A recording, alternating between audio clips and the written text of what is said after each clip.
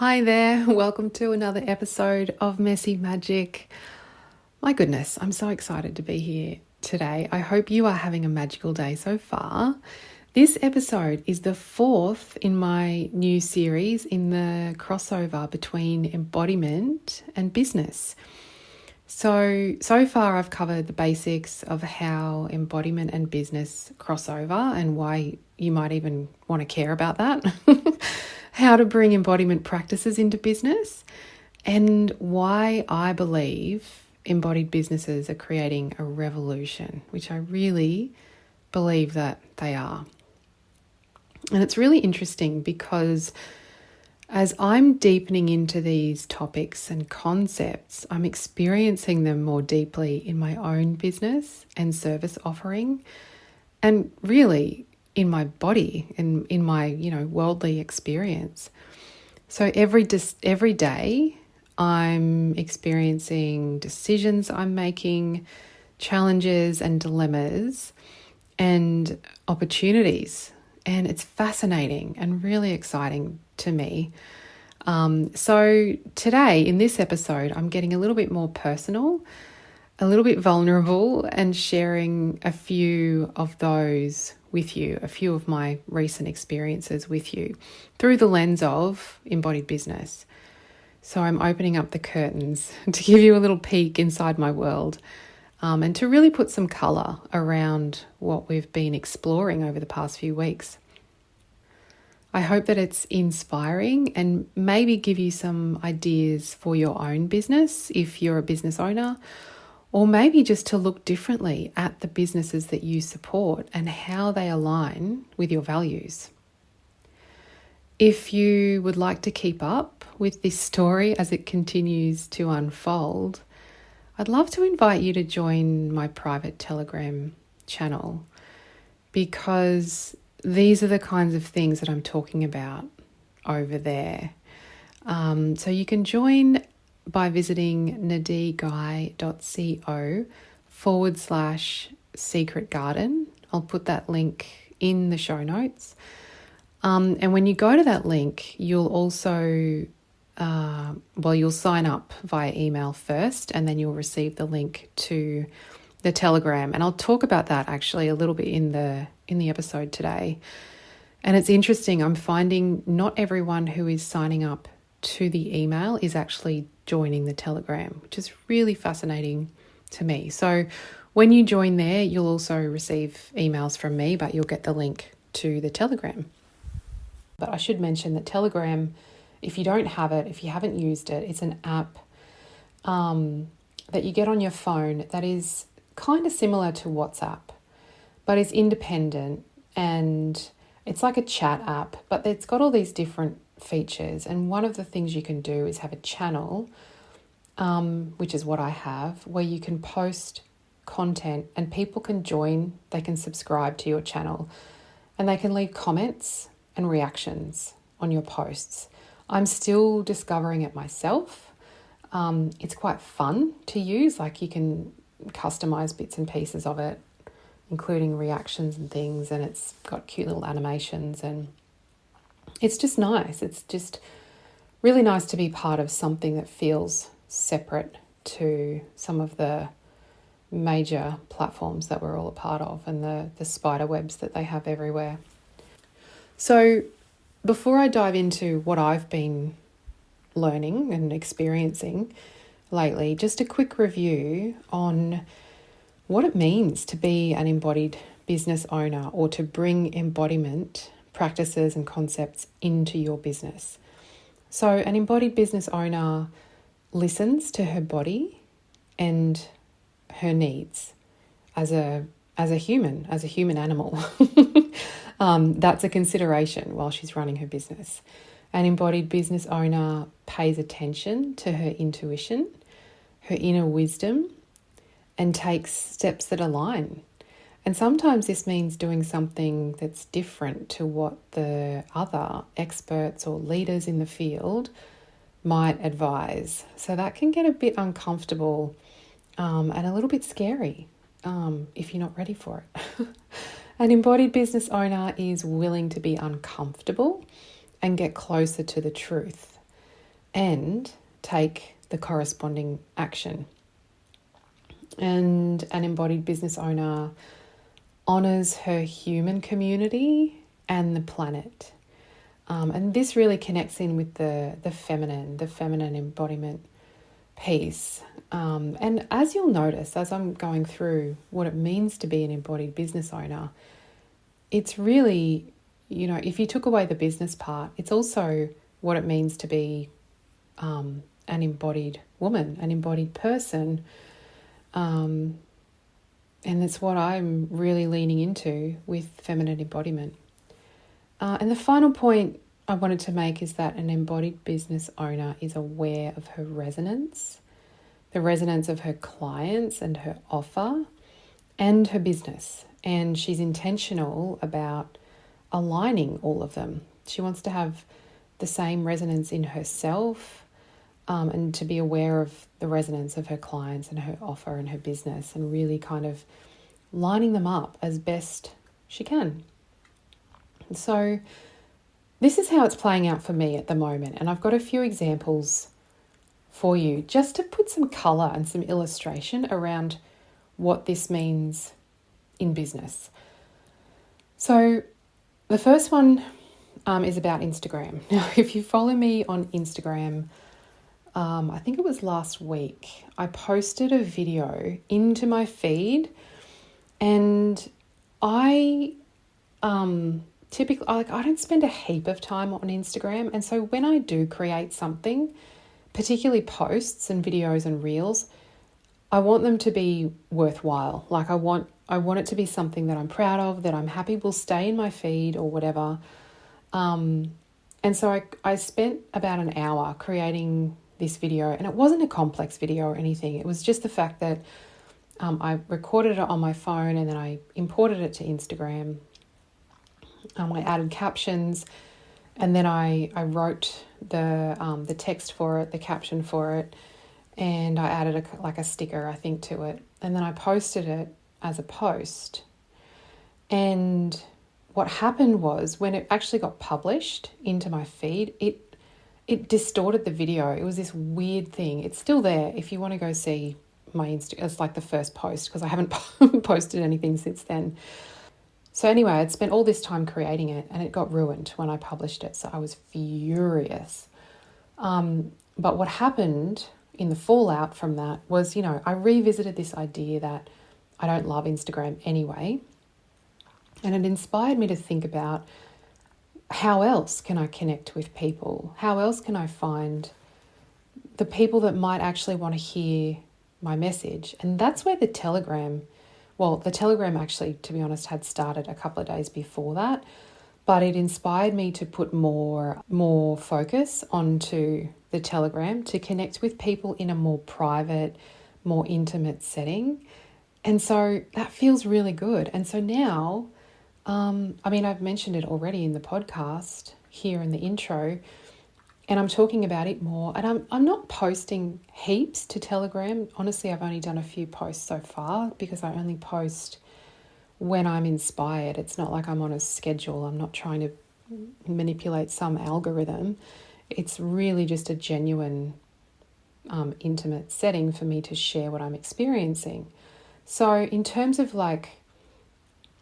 how this was an embodied decision, I paid attention to how the whole Instagram fallout made me feel, and then how I felt when I thought about connecting with people in other ways, in more genuine ways. And the difference between those two feelings was poles apart. And so I followed the feeling that felt good. Does that make sense? I followed the idea of putting more focus on Telegram. And it's not just Telegram. It also made me feel really good about putting more focus here on my podcast, on my newsletter, and about an in-person stuff. I want to do some local things. And all of that stuff to me feels really good. So even though I was initially furious at Instagram, I'm really grateful now for the way that it has played out. So that's one example, one very big example of running an embodied business and following the feeling and the intuition. Linked to that, I already have an email list, my newsletter list that I send out a newsletter it's supposed to be every week, but it's more like fortnightly at the moment. That's every 2 weeks. And so I emailed my list to let them know about Telegram. And one of the things that I could have done is invited them to join the Telegram, but asked them to opt in again, sent them to another form where they put in their details to get the invite link. And that way I would know who was interested. Like I could have a separate list for the people who've joined Telegram, which is kind of a business best practice so that you can segment your list. And I have an email marketing background. I know all about segmentation and the power of personalization. But equally important to me, or perhaps more important to me, is the experience of my people. I want to make things as effortless, as seamless, and as easy and as magnetic as possible. So I gave them the direct link in that email so they could go straight to Telegram and join. And a couple of people did, which I really appreciate. So that to me felt like an embodied decision to make it easy for my subscribers rather than attempt to collect more data for my business. Same thing happens with Instagram. So on Instagram, and I know these first 3 points are all talking about Instagram and Telegram, so bear with me, I will get past this. But because I have posted on Instagram to my stories since then to let people know about my Telegram, I could have done the same thing on Instagram and sent people directly from Instagram to my Telegram link, which would have made it seamless for them. But something was telling me, and this is my internal kind of wisdom, I guess, when I tapped in, to link people to an opt-in page where they would put in their email address and then receive the invite link for Telegram. This might sound like a contradiction because I'm treating these two different groups of people differently. But the difference is, to me, that I already have the email address of the people in the first example. In the second example, if I sent them the link to Telegram and they went there and then for some reason they didn't subscribe to my channel, I'd have no way of contacting them, which might be fine. Like if they don't want to join, I'm not here to force anyone to join anything. That is as far away from what I want to do as possible. But what I have realized is, like, that's the decision I made. I sent them to an opt-in page and I did have some people opt into the email to get the Telegram link. But then what's happened is some people have not joined the Telegram channel from that invite. So there's a whole lot of assumptions that I could make. One of them is that maybe people don't have Telegram, but they still want to follow my journey, so they've provided their email address. But the other reason I made that decision was that Telegram is an experiment to me. Like, I don't know how long I'm going to use it for, whether it will work, but email is something that I will always do.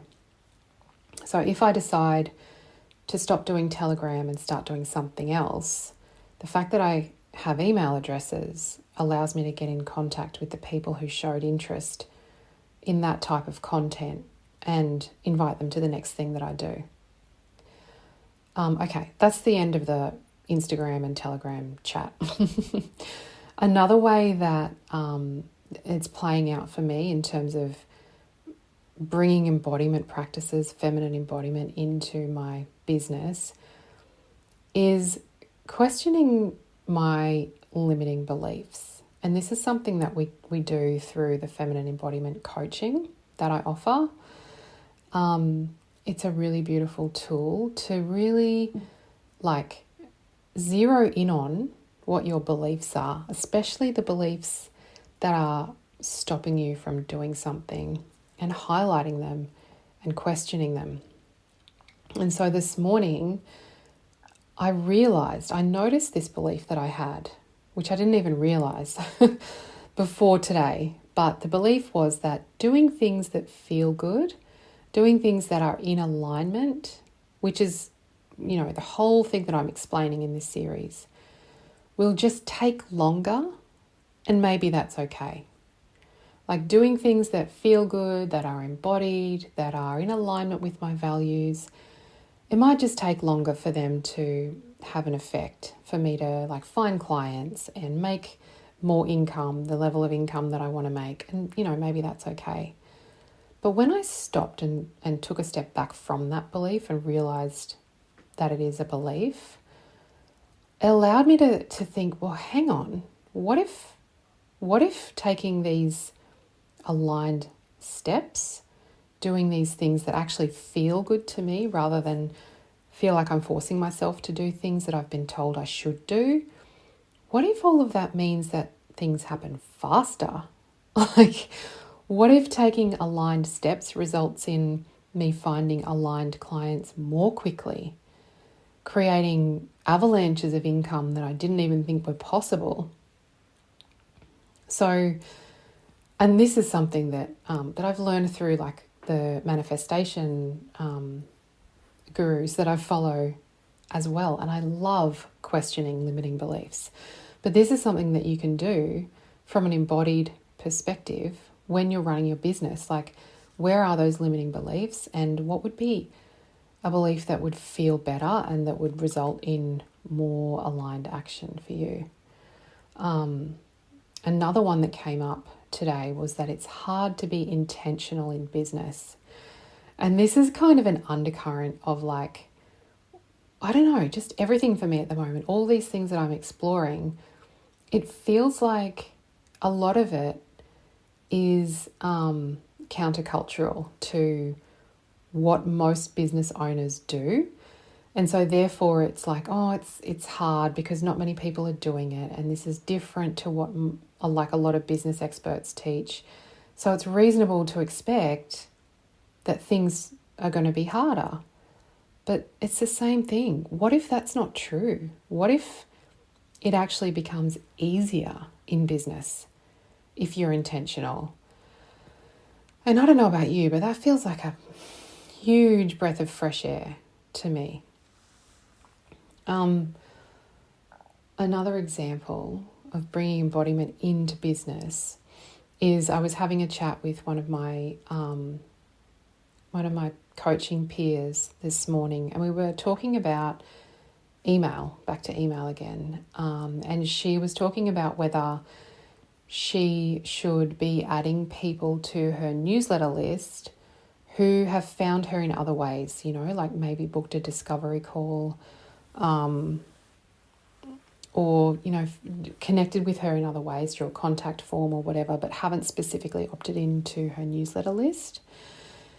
And I know of lots of business owners who do this and who would do it, do it. And lots of people who would recommend that you do, because if there's a relationship, a business relationship there, then often it's reasonable to assume that they would be happy to be added to your newsletter list. When I say reasonable to assume, I'm talking in terms of spam regulations, privacy laws. So you'd obviously have to check your local regulations. But just because it's legal or just because it's rational doesn't mean that it necessarily makes sense to you, your body, your business, your values. So I think even though you could add people to your email list that have signed up to other things for your business, it's not about whether or not you could, it's about whether or not it feels good to you, whether it's in alignment with you to do that. So it's just being intentional once again, making that decision. Another way this has been really interesting for me lately is that I've been feeling into inspired actions. I get these ideas and they feel like they kind of come out of nowhere, which feels exciting, and paying attention to them. One of them is about creating a local women business owners group in my local area, which is something that occurred to me a few weeks ago, and it hasn't disappeared. It keeps coming back to me. So I think, it's something that I need to follow up, and or group coaching. And that's something that I've got a recent interest in as well, which I can do online or in person. And both of those things feel a little bit uncomfortable to me, but they both keep coming up as an inspired idea. And those are the things that I want to pay attention to as an embodied business owner, these ideas that pop up that feel exciting, but a little bit beyond my comfort zone. So, you heard it here first. I'm going to do at least one of those things. Either create a local group for women business owners, or offer some group coaching, either online or in person. Feel free to follow me up, because I'm creating accountability for myself, mentioning it on the podcast. And finally, and this is actually a really big one for me, is around copywriting. So, as you probably know, I'm a copywriter as well as an email marketer and automation specialist.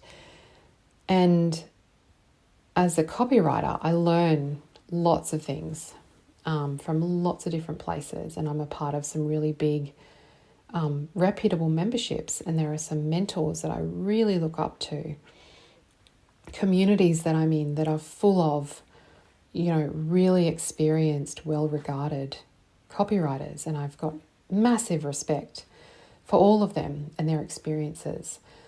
But I'm finding that some of the things that I'm learning don't feel aligned for me, at least anymore, now that I'm really attuned to my values and to what I want to create in the world.